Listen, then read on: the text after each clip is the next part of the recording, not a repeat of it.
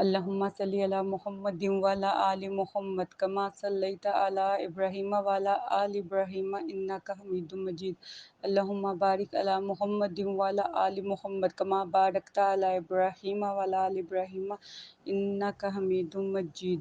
رب اشرح لی صدری ویسر لی امری واحلل عقدۃ من لسانی یفقہوا قولی۔ ربی زدنی علما ربی زدنی علما ربی زدنی علما یا فتاح یا فتاح یا فتاح۔ السلام علیکم ورحمۃ اللہ وبرکاتہ۔ کیسے ہیں آپ سب؟ امید کرتی ہوں آپ ایمان کی بہترین حالت میں ہوں گے۔ آج میں جس ٹاپک پہ بات کرنے جا رہی ہوں وہ دین کے اوپر ہے کہ دینی روح کیوں ہے، دینی روح کیوں نہیں، اور دین کا روح سے کیا تعلق ہے، یعنی دین کا ہماری روح سے کیا تعلق ہے۔ آج میں اس پر بات کروں گی کہ مومن کون ہے، اصل مومن کون ہے۔ قرآن کے الفاظ میں مومن تو وہ ہے کہ جس کا حال یہ ہو کہ جب اس کے سامنے اللہ کا ذکر کیا جاتا ہے تو اس کا دل ہل اٹھے، جب اس کو قرآن کی آیتیں سنائی جاتی ہیں تو اس میں اس کو اضافہ ایمان کی غذا ملنے لگے۔ یعنی جب ہمارے آگے اللہ کا ذکر ہوتا ہے یا کچھ کرتے ہیں تو ہمارا ایمان اتنا کمزور ہے کہ ہم اس کو سن کر بھی اگنور کر دیتے ہیں، کیونکہ ہماری ایمان کی کمزوری ہے۔ جس کے لیے خدا ایسی لازوال ہستی بن جائے کہ جس پر وہ کامل بھروسہ کر سکے، کیونکہ وہ ایک ذات ہے جس پر ہم بھروسہ کر سکتے ہیں۔ دنیا میں ہم دنیا میں اتنا پڑ گئے ہیں کہ ہم صرف دنیا کا سوچتے ہیں کہ دنیا کی ہی مانتے لگ جاتے ہیں۔ ہمیں اس اللہ پر جو پوری کل کائنات کو سمیٹ کے بیٹھے ہم اس پہ یقین کرنا چھوڑ دیتے ہیں، اور پھر ہم نہ صبر کرتے ہیں نہ ہم اللہ پر بھروسہ کر پاتے ہیں۔ یہ سورہ الانفال کی آیت ہے۔ مگر موجودہ زمانے میں اسلام کی ایسی عجیب و غریب قسم وجود میں آئی ہے کہ جس میں سب کچھ نظر آتا ہے مگر وہ چیز نہیں ہے جس کو حقیقی اسلام کہا گیا ہے، جس کو اسلام کی حقیقت بولا گیا ہے۔ حقیقی نماز کا کوئی وجود نہیں۔ ہمارے زمانے کے عجائب میں یہ عجوبہ سب سے زیادہ حیرت انگیز ہے کہ ہر طرف اسلام کی دھوم تو مچی ہے مگر حقیقی اسلام کا وجود نہیں ہے۔ نمازیوں کی تعداد بڑھ رہی ہے مگر مسجدیں نمازیوں سے خالی ہیں۔ اسلامی مدرسوں کی تعمیرات بلند ہو رہی ہیں مگر لوگ پیدا نہیں ہو رہے۔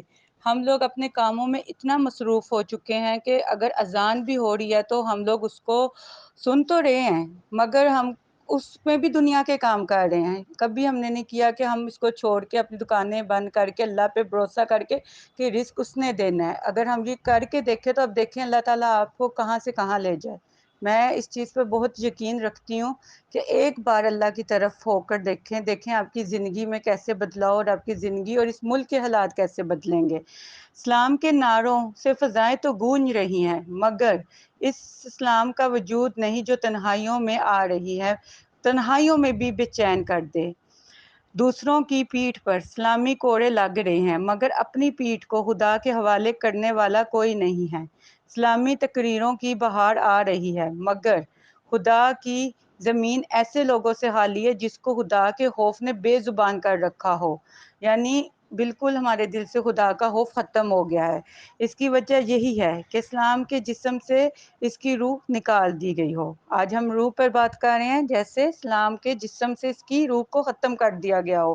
بظاہر اسلام نظر تو آتا ہے مگر وہی چیزیں موجود نہیں ہیں جو خدا اور رسول صلی اللہ علیہ وآلہ وسلم کے نزدیک اسلام کا اصل مقصود تھی، جن کو جاننے کے لیے یہود کا اگر مطالعہ کریں تو کیونکہ جو قومیں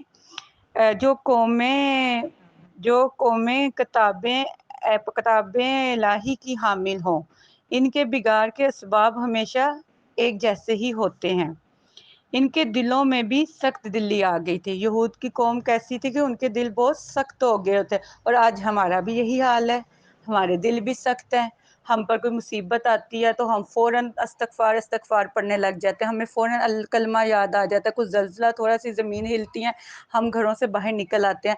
ہم یہ کیوں نہیں سوچتے کہ ہمیں یہ آنے سے پہلے ہی اللہ سے استغفار کر لیں، یہ آنے سے پہلے ہی کلمہ پڑھ لیں۔ آج مطلب اتنا مشکل وقت آ گیا ہے کہ اب انسان کو اپنی زندگی کا ایک سیکنڈ کا نہیں پتہ، ہم چلتے پھرتے کب ہماری سانس بند ہو جائے، اور ہم دنیا میں مگن ہو گئے ہیں کہ ہم اللہ کو اور اپنی آخرت کو بھول چکے ہیں۔ اس کے بعد دین کی صورتیں ہمیشہ کامل تو رہتی ہیں، مگر قوم کے اندر سے روح نکل جاتی ہے۔ قوم کے اندر یہ بگاڑ انکار دین کے نام سے نہیں آتا، بلکہ اقرار دین کے جلوس میں آتا ہے۔ اسی لیے میں آج آپ کو یہ بتاؤں گی کہ آپ سوچئے کہ ہم کیسے مسلمان ہیں، کیا ہم اپنے دین کے مقدس پر پورا اتر رہے ہیں؟ آپ سب اپنا جائزہ لیں، اپنے آپ کو سوچیں، میری اس باتوں کو سوچیں کہ کیا ہم وہ سارے مقصد پورے کر رہے ہیں؟ کیا ہم قرآن کو اور سنت کو پکڑ کے چل رہے ہیں؟ کوئی بھی قرآن و سنت کو لے کر نہیں چل رہا، اسی لیے ہمارے ملک میں بگاڑ بڑھتے جا رہے ہیں، اور پھر ہم پر اللہ تعالیٰ کی طرف سے جو چھوٹی چھوٹی یہ مصیبتیں آ رہی ہیں، اور یہ ہمارے اپنے ہی اعمال ہیں جس کی سزائیں ہم پا رہے ہیں۔ ابھی بھی وقت ہے، ہمیں سوچنا چاہیے کہ ہم نے اپنے آپ کو کیسے بدلنا ہے اور کیسے اس دین کی راہ پہ لانا ہے۔ ایک بار سچے دل سے کلمہ تو ہم نے پڑھا ہوا ہے، لیکن ہم اپنے آپ کو مسلمان، میں نہیں کہتی کہ ہم کہہ سکتے ہیں، ہم کیونکہ دین پہ چل ہی نہیں رہے، ہم اس کو پکڑ ہی نہیں رہے، تو اسی لیے سوچئے جو لوگ دین کو پکڑ رہے ہیں، چل رہے ہیں، تو ان کی زندگیوں میں نے خود تبدیلیاں دیکھی ہیں۔ اللہ تعالیٰ ان کے لیے ایسے سبب پیدا کرتا ہے کہ ان کی سوچ بھی نہیں جاتی۔ تو انشاءاللہ تعالیٰ میری آج کا یہی ٹاپک تھا، انشاءاللہ میں نیکسٹ ویکینڈ پھر نیا ٹاپک پہ بات کروں گی، اور اگر آپ نے مجھ سے کوئی بات پوچھنی ہو تو آپ گروپ میں میسج کر سکتے ہیں۔ جزاک اللہ خیر۔ السلام علیکم ورحمۃ اللہ وبرکاتہ۔